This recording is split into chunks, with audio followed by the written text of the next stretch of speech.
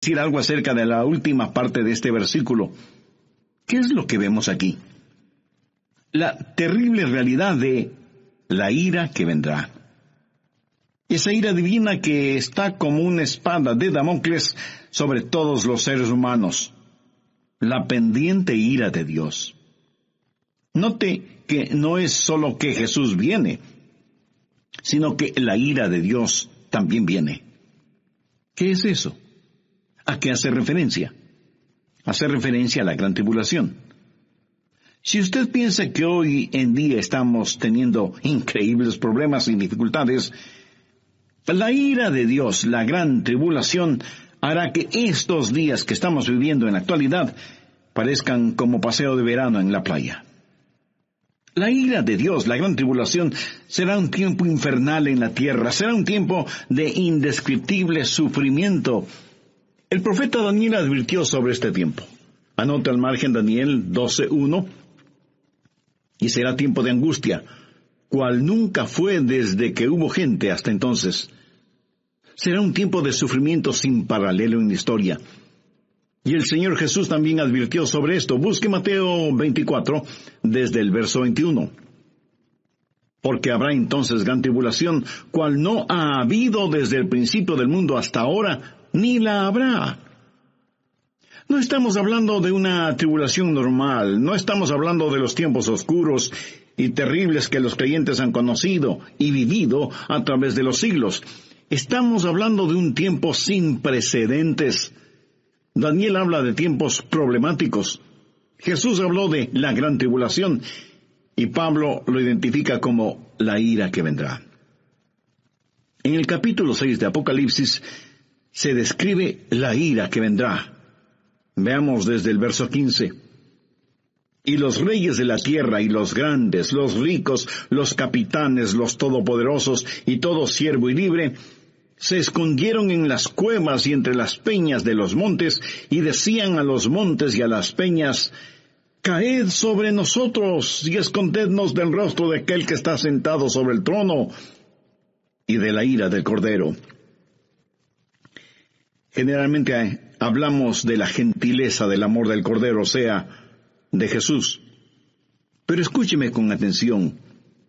El amor de Dios es la mitad de la verdad, pero no toda la verdad.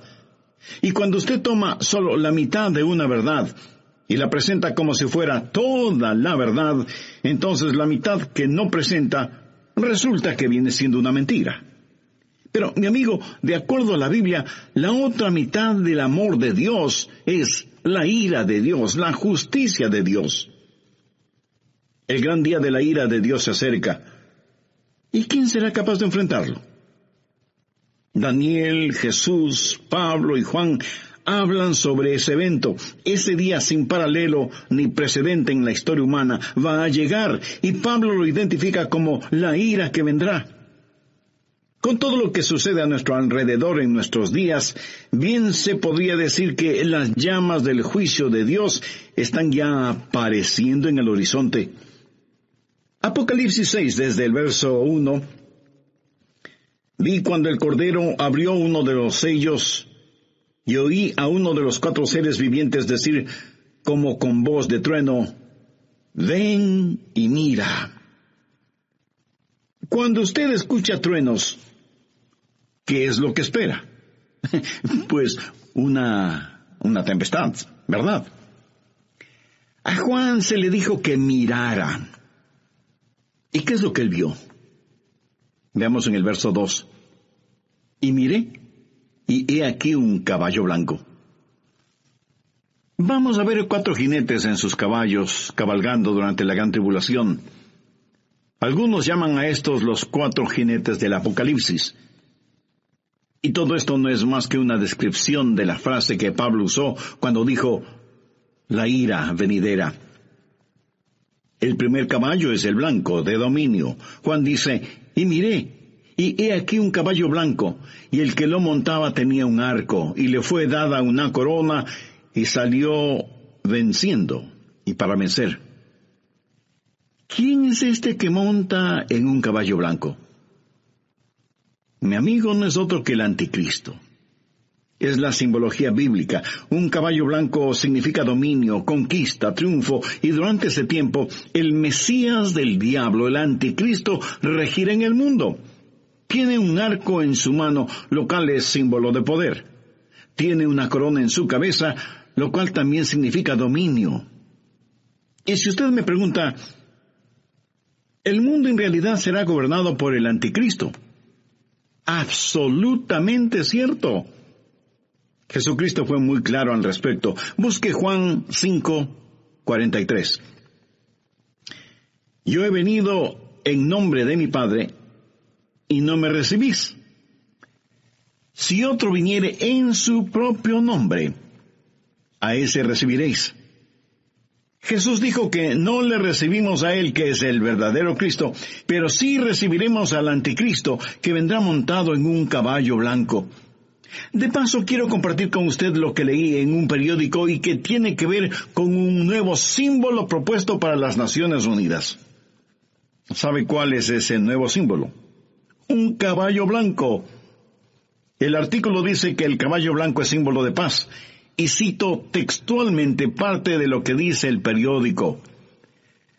La paloma, como símbolo de paz y fraternidad entre las naciones, enfrenta a un competidor, un caballo blanco. El diseño del caballo blanco fue donado con el propósito de unir pacíficamente los 5 continentes, simbolizado a través de la fortaleza del caballo que asegura libertad y unidad.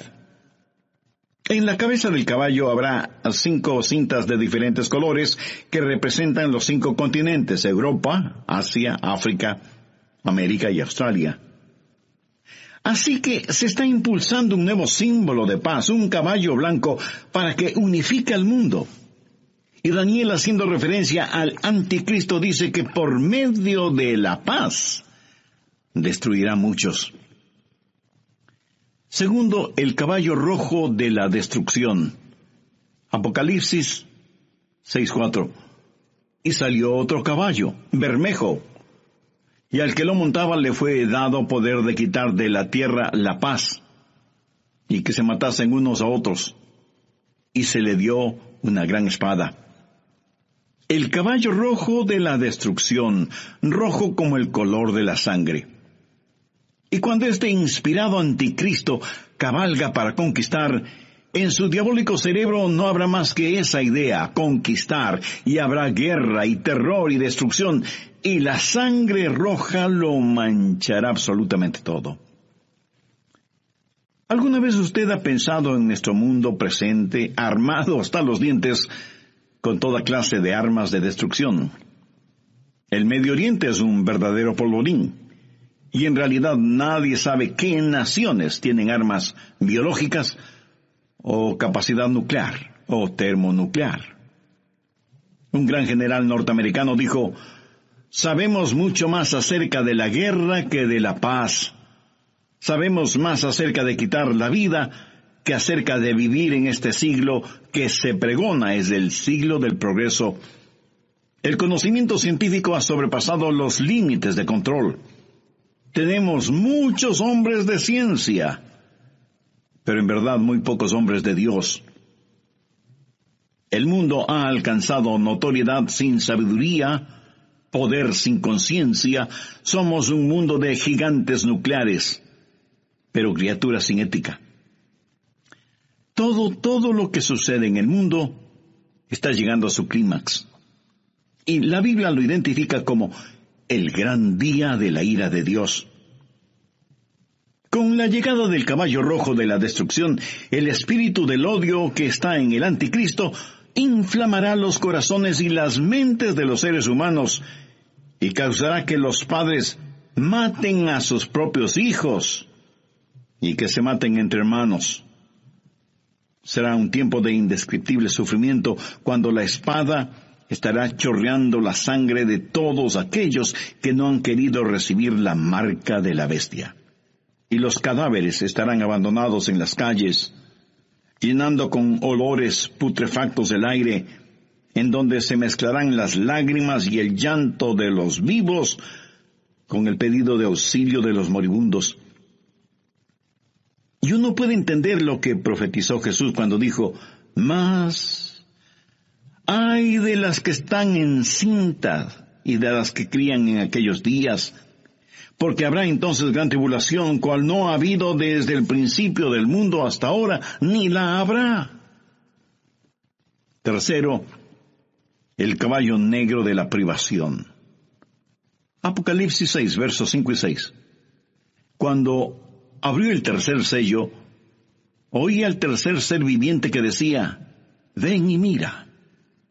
Y miré, y he aquí un caballo negro, y el que lo montaba tenía una balanza en la mano, y oí una voz de en medio de los 4 seres vivientes que decía, 2 libras de trigo por 1 denario, y 6 libras de cebada por 1 denario, pero no dañes el aceite ni el vino. ¿Qué representa el caballo negro? Representa hambruna, invariablemente, porque después de una guerra sigue la hambruna. La balanza en este pasaje, usada para pesar harina, habla de la escasez de los alimentos y nos habla de precios elevadísimos y naciones que se mueren de hambre. 1 libra de trigo o cebada representa una comida, y esa comida costará todo un día de trabajo, o sea que será necesario el trabajar todo el día para poder comprar algo para comer. ¿Sabía que ya vivimos en un mundo en donde más de la mitad de la población vive en perpetuo estado de hambre? Ahora imagínese lo que será durante la gran tribulación, cuando los hombres inflamados con un espíritu de odio preferirán ir a la guerra antes que trabajar en la tierra. Por la historia aprendemos que cuando el general romano Tito Vespasiano, en el año 70, cercó a Jerusalén, impidió el abastecimiento de alimentos desde fuera de la ciudad y confiscó todos los alimentos que encontró dentro de la ciudad para su propio ejército. Fue tal la hambruna que se sintió en Jerusalén que, según los historiadores, las madres casi enajenadas por el hambre mataban a sus bebecitos para comérselos. Jesús dijo que un tiempo mucho peor que eso está por venir. Cuarto, el caballo amarillo de la destrucción. Apocalipsis 6, versos 7 y 8. Cuando abrió el 4º sello, oí la voz del 4º ser viviente que decía, ven y mira. Miré, y he aquí un caballo amarillo, y el que lo montaba tenía por nombre Muerte, y el Hades le seguía. Y le fue dada potestad sobre la 4ª parte de la tierra para matar con espada, con hambre, con mortandad y con las fieras de la tierra. En el original griego, la palabra amarillo describe un color verde amarillento pálido. Este caballo es el de la destrucción, y millones de seres humanos serán destruidos. Esto nos enseña que en los oscuros días de la ira venidera habrá un odio generalizado, inspirado por el anticristo, y las masacres serán las consecuencias de ese odio, y la sangre correrá como ríos, y el hambre producirá muerte, y después de la muerte, el infierno. Se dice que a veces más gente muere después de terminada una guerra que durante la guerra misma. Y usted preguntará, ¿cómo puede ser eso posible? Amigo, después de la guerra hay una explosión de pandemias, infecciones, plagas. Pero en este pasaje, note que después de la muerte viene el Hades. ¿Qué significa eso? La muerte reclama el cuerpo, pero el Hades reclama el alma. Esos van a ser días terribles cuando ni siquiera en el sepulcro usted podrá esconderse de Dios. Y yo creo que los 4 jinetes del Apocalipsis están listos para comenzar su recorrido. Si nuestros oídos son sensibles, escucharemos el estruendo de sus cascos aproximándose aceleradamente. El gran día de la ira de Dios vendrá, ¿y quién será capaz de enfrentarlo? Este pasaje de Primera de Tesalonicenses nos previene acerca de la ira que vendrá, pero solo he hablado de una parte de lo que sucederá durante la gran tribulación. Vayamos ahora a Apocalipsis 9, La gran tribulación será un tiempo cuando los espíritus diabólicos serán desatados sobre la tierra. Apocalipsis 9:1. Y el quinto ángel tocó la trompeta, y vi una estrella que cayó del cielo a la tierra. ¿Qué representa esa estrella caída? Es el mismísimo Lucifer. Y se le dio la llave del pozo del abismo, o sea, la llave es entregada a este supercriminal para que abra la cárcel que está en el abismo y deje en libertad a los malévolos espíritus encerrados allí. Y cuando eso pase, cosas increíblemente horrorosas van a suceder. Veamos el verso 2. Y abrió el pozo del abismo, y subió humo del pozo como humo de un gran horno, y se oscureció el sol y el aire por el humo del pozo, y del humo salieron langostas sobre la tierra, y se les dio poder como tienen poder los escorpiones de la tierra. Un notable comentarista bíblico refiriéndose a esto dice, las langostas son infernales. Por eso vienen desde el fondo del abismo. Bueno, aquí no está hablando de langostas comunes. Estas son un emblema, un simbolismo de espíritus diabólicos. Son espíritus infernales e insaciables. Este no es un panorama muy halagador que digamos, ¿no le parece? Y menos para quienes no son salvos todavía. ¿Es usted ya salvo o salva? ¿Hay en su corazón el anhelo de que Jesús regrese? ¿Tiene la absoluta certeza de que al morir se irá al cielo? Si no es así, usted necesita hacer una decisión espiritual ahora mismo. Le invito a decir la siguiente oración. Dígala con sus propias palabras. Las mías son solo una guía. Querido Dios, perdóname porque aún siendo religioso, he estado tan pendiente de las cosas materiales que no he puesto ninguna atención a las cosas espirituales. Soy pecador y necesito tu perdón. Me acerco a ti en busca de misericordia y gracia. Señor Jesús, te invito a que seas mi Salvador y mi Señor. Lo hago con sincera y profunda fe, pidiéndote me perdones, me limpies, me sanes y me salves. Usa mi vida de acuerdo a tus divinos propósitos. Lo pido en tu santo nombre. Amén. Tenga la bondad de buscar en la Biblia Apocalipsis 9, versículo 4. Y se les mandó que no dañasen a la hierba de la tierra, ni a cosa verde alguna, ni a ningún árbol, sino solamente a los hombres que no tuviesen el sello de Dios en sus frentes. En el oriente, enormes enjambres de langostas aparecen en cierta época del año y devoran todo cuanto encuentran a su paso, incluyendo la vegetación.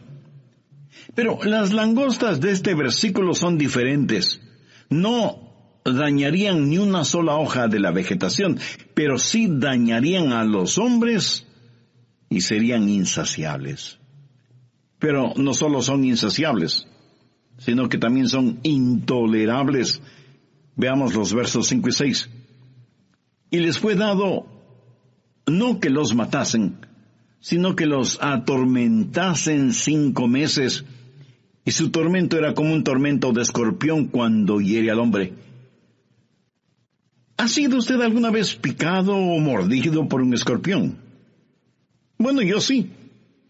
Y eso es algo que de ninguna manera es agradable el recordarlo. Pero estos tal vez billones de langostas bíblicas salidas del abismo infernal tendrán el poder de ocasionar intolerables y terribles dolores. ¿Cuán terrible es ese dolor? La respuesta está en el verso 6.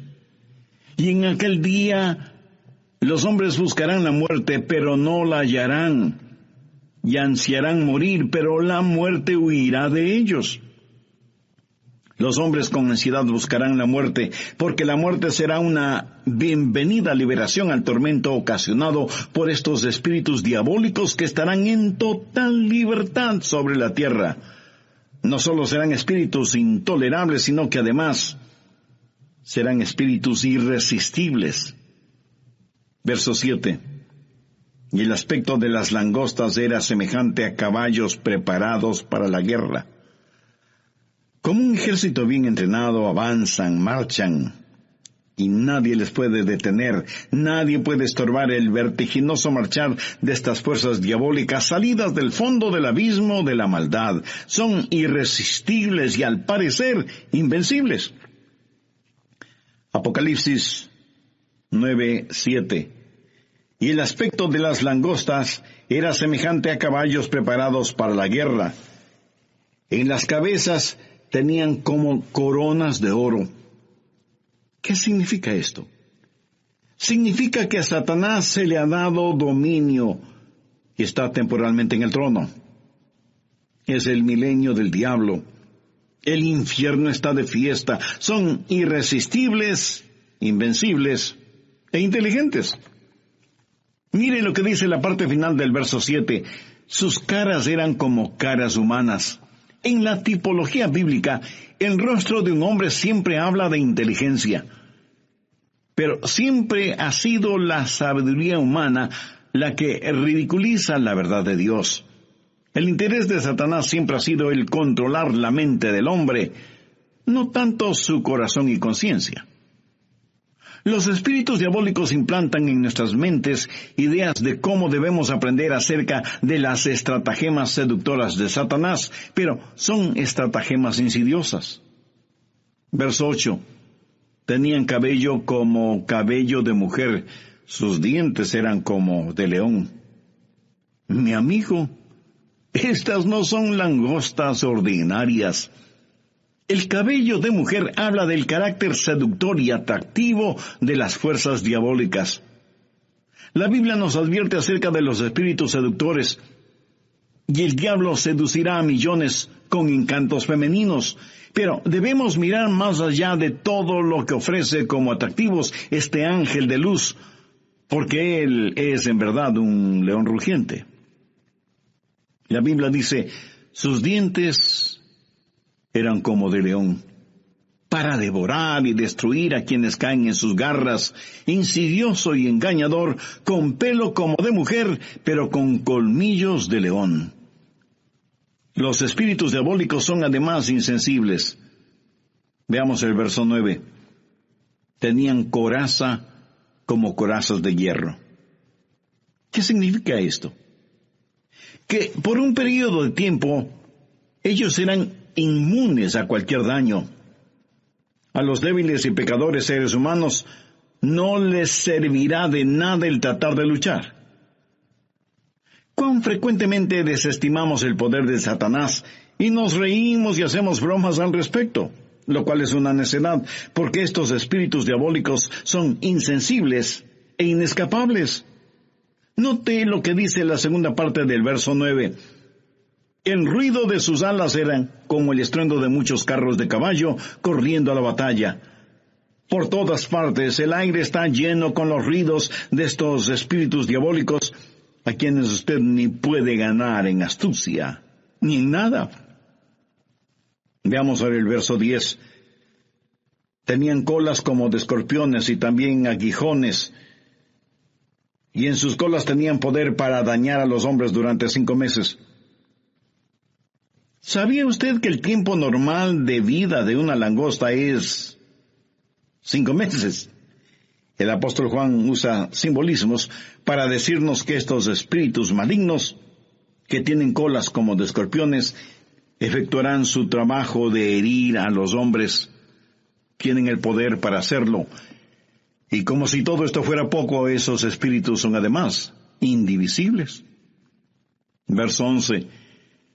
Y tienen por rey sobre ellos al ángel del abismo, cuyo nombre en hebreo es Abadón y en griego Apolión.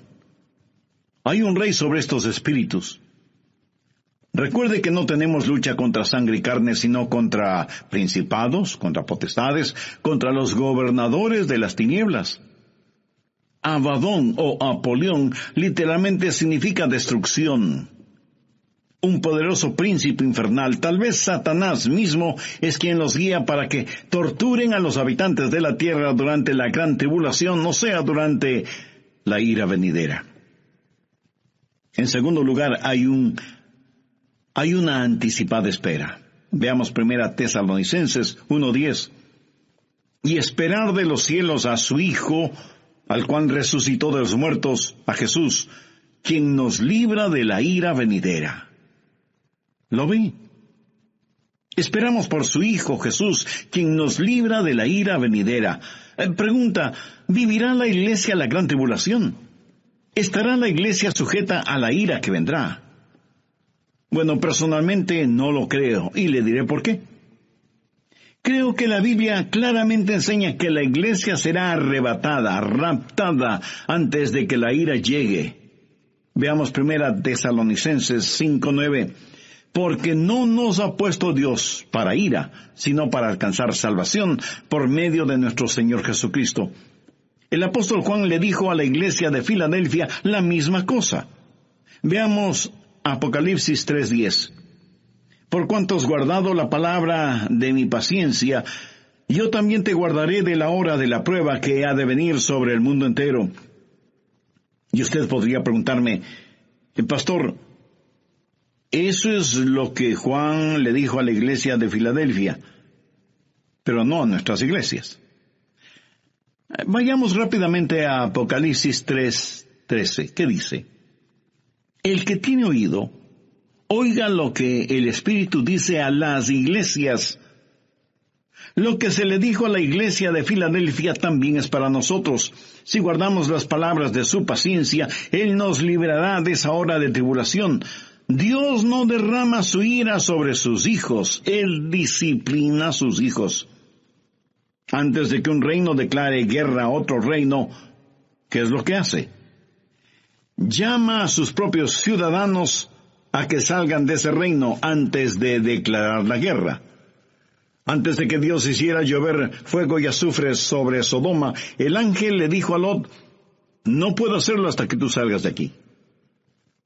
Lot y su familia fueron sacados de la ciudad antes de que la ira de Dios se hiciera una realidad. Dios los salvó sacándoles de la ciudad.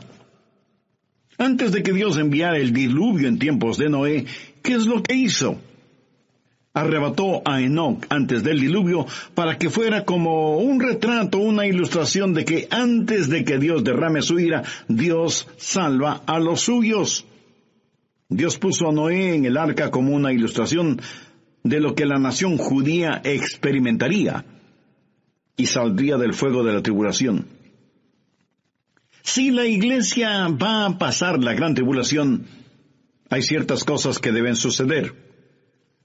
Y no estaremos esperando el regreso de Jesús en cualquier momento. Anote Mateo 24:36. Pero del día y la hora nadie sabe, ni aun los ángeles del cielo, sino solo mi Padre. Nadie, absolutamente nadie, sino el Padre, conoce el tiempo del regreso de su Hijo a la tierra.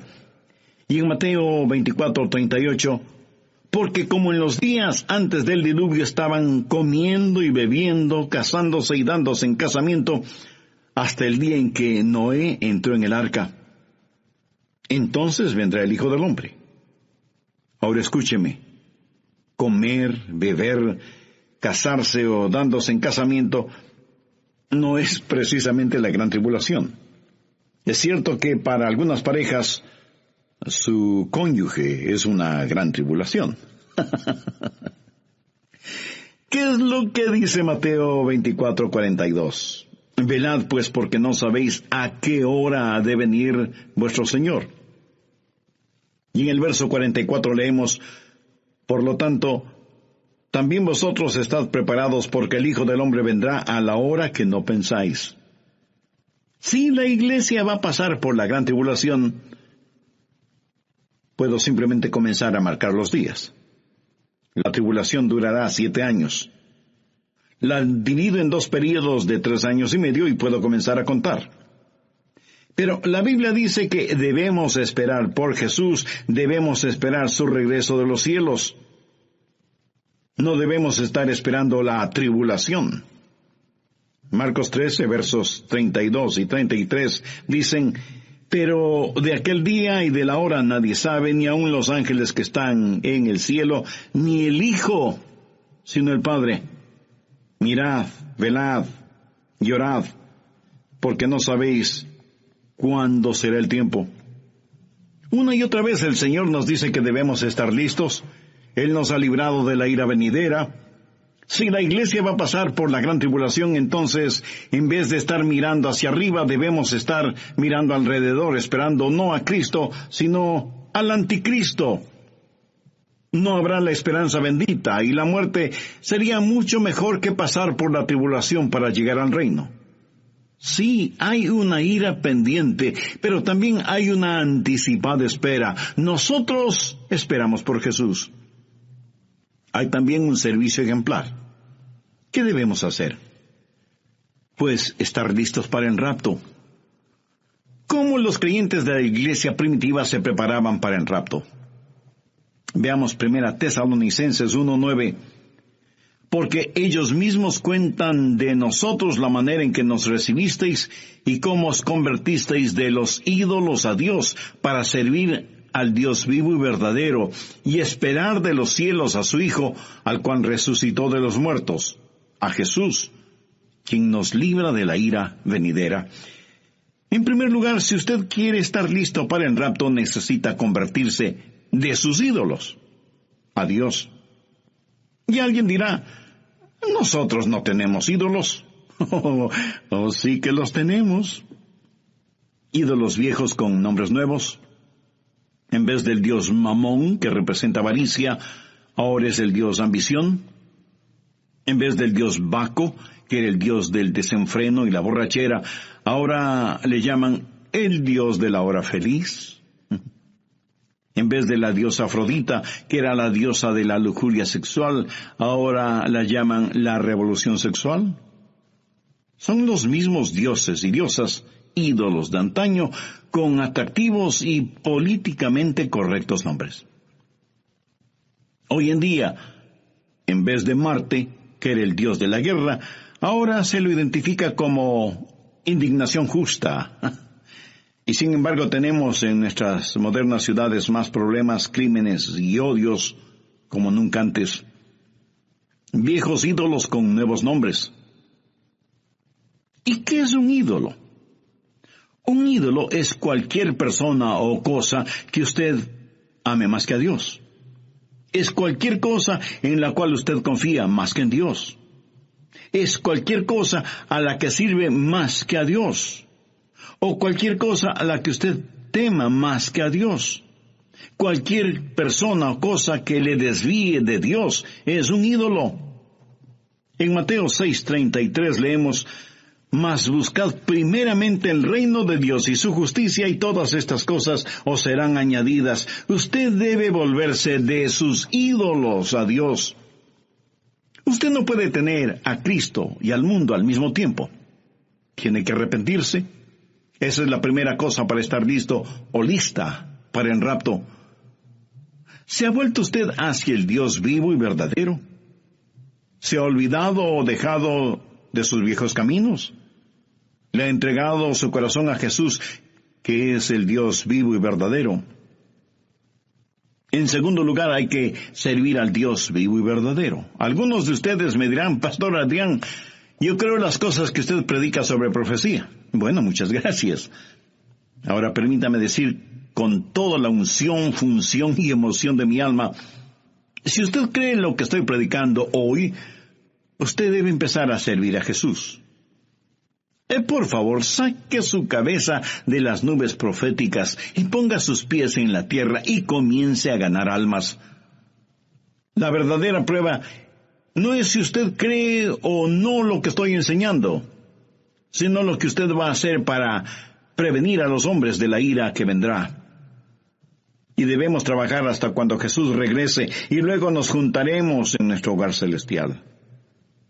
Tercero, hay que esperar el regreso de Jesús. Esos creyentes esperaban por Jesús, no como un último recurso o como una escalera de incendios, sino que estaban diciendo, ven pronto, Señor Jesús. Estaban esperando su regreso, ansiaban su venida, vivían con esa expectativa, oraban por su venida, y muchos literalmente murieron diciendo, ven, Señor Jesús. Como ilustración le contaré que Una joven mujer estaba en la estación del tren esperando a su novio, que venía para casarse, y ella estaba ahí, esperando con ansiedad el tren. El anciano jefe de la estación también estaba allí, con sus horarios de llegadas y salidas de trenes. Él sabía que un tren estaba por llegar, pero no lo esperaba con la misma ansiedad con que esa novia esperaba la llegada del tren en donde venía su novio. Nosotros debemos tener el espíritu no del jefe de la estación, sino de esa novia. La Biblia dice: y esperar de los cielos a su Hijo, al cual resucitó de los muertos, a Jesús, quien nos libra de la ira venidera. Me pregunto cuántos de quienes me escuchan en este momento conocen en forma personal al Señor Jesucristo. Porque si usted aún no tiene una relación íntima con Él, este es el momento de hacer esa decisión. Recuerde que Jesucristo puede retornar en cualquier momento, y en la Biblia no encuentro ninguna esperanza para nadie que no tenga a Cristo en su corazón. Si usted rechaza ser salvo antes de la venida de Jesús, terminará creyendo las mentiras de Satanás, y tendrá que vivir los horrores de la tribulación, y después de eso, el infierno, o sea, separado eternamente de Dios. Y si me pregunta cómo puede ser salvo, lo primero que tiene que hacer mi amigo, mi amiga, es dejar sus ídolos y buscar al Dios único y verdadero, y por fe pedir la presencia de Jesús en su vida. Y eso lo puede hacer este mismo instante, orando la siguiente sencilla oración: Señor Jesús, te invito a que vengas a morar en mi corazón. Te pido perdón por mis pecados, límpiame y sálvame. Yo no puedo salvarme por mí mismo, y no merezco ser salvo, pero tú moriste para salvarme si confiaba en ti. La vida que acerca de vivir en este siglo que se pregona es el siglo del progreso. El conocimiento científico ha sobrepasado los límites de control. Tenemos muchos hombres de ciencia, pero en verdad muy pocos hombres de Dios. El mundo ha alcanzado notoriedad sin sabiduría, poder sin conciencia.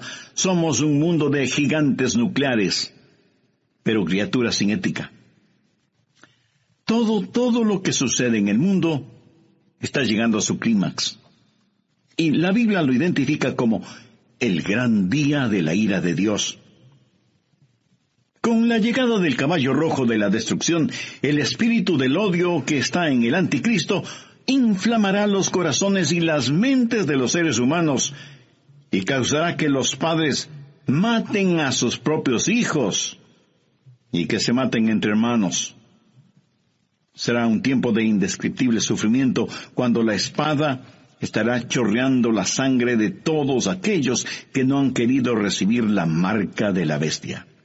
Y los cadáveres estarán abandonados en las calles, llenando con olores putrefactos el aire, en donde se mezclarán las lágrimas y el llanto de los vivos con el pedido de auxilio de los moribundos.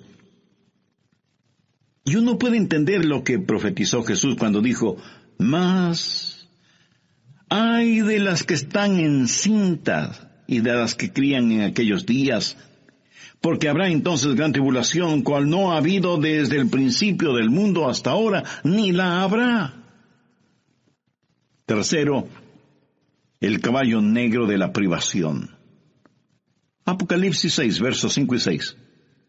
Cuando abrió el tercer sello, oí al tercer ser viviente que decía: «Ven y mira». Y miré, y he aquí un caballo negro, y el que lo montaba tenía una balanza en la mano, y oí una voz de en medio de los 4 seres vivientes que decía: 2 libras de trigo por 1 denario, y 6 libras de cebada por 1 denario, pero no dañes el aceite ni el vino.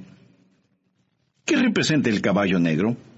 Representa hambruna, invariablemente, porque después de una guerra sigue la hambruna. La balanza en este pasaje, usada para pesar harina, habla de la escasez de los alimentos y nos habla de precios elevadísimos y naciones que se mueren de hambre. 1 libra de trigo o cebada representa una comida, y esa comida costará todo un día de trabajo, o sea que será necesario el trabajar todo el día para poder comprar algo para comer. ¿Sabía que ya vivimos en un mundo en donde más de la mitad de la población vive en perpetuo estado de hambre? Ahora imagínese lo que será durante la gran tribulación, cuando los hombres inflamados con un espíritu de odio preferirán ir a la guerra antes que trabajar en la tierra. Por la historia aprendemos que cuando el general romano Tito Vespasiano, en el año 70, cercó a Jerusalén, impidió el abastecimiento de alimentos desde fuera de la ciudad y confiscó todos los alimentos que encontró dentro de la ciudad para su propio ejército. Fue tal la hambruna que se sintió en Jerusalén que, según los historiadores, las madres casi enajenadas por el hambre mataban a sus bebecitos para comérselos. Jesús dijo que un tiempo mucho peor que eso está por venir. Cuarto, el caballo amarillo de la destrucción. Apocalipsis 6, versos 7 y 8. Cuando abrió el cuarto sello, oí la voz del cuarto ser viviente que decía, «Ven y mira». Miré, y he aquí un caballo amarillo, y el que lo montaba tenía por nombre Muerte, y el Hades le seguía. Y le fue dada potestad sobre la cuarta parte de la tierra para matar con espada, con hambre, con mortandad y con las fieras de la tierra. En el original griego, la palabra amarillo describe un color verde amarillento pálido. Este caballo es el de la destrucción, y millones de seres humanos serán destruidos. Esto nos enseña que en los oscuros días de la ira venidera habrá un odio generalizado, inspirado por el anticristo, y las masacres serán las consecuencias de ese odio, y la sangre correrá como ríos, y el hambre producirá muerte, y después de la muerte, el infierno. Se dice que a veces más gente muere después de terminada una guerra que durante la guerra misma. Y usted preguntará, ¿cómo puede ser eso posible? Amigo, después de la guerra hay una explosión de pandemias, infecciones, plagas. Pero en este pasaje, note que después de la muerte viene el Hades. ¿Qué significa eso? La muerte reclama el cuerpo, pero el Hades reclama el alma. Esos van a ser días terribles cuando ni siquiera en el sepulcro usted podrá esconderse de Dios. Y yo creo que los 4 jinetes del Apocalipsis están listos para comenzar su recorrido. Si nuestros oídos son sensibles, escucharemos el estruendo de sus cascos aproximándose aceleradamente. El gran día de la ira de Dios vendrá, ¿y quién será capaz de enfrentarlo? Este pasaje de Primera de Tesalonicenses nos previene acerca de la ira que vendrá, pero solo he hablado de una parte de lo que sucederá durante la gran